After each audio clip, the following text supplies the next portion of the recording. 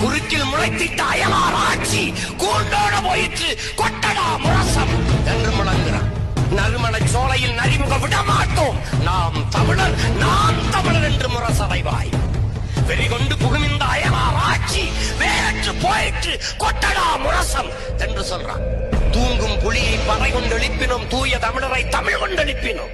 தீங்குரு பகைவர் இவன் என்று நீக்குவோம், செந்தமிழ் உணர்ச்சி வேல் கொண்டு தாக்குவோம்.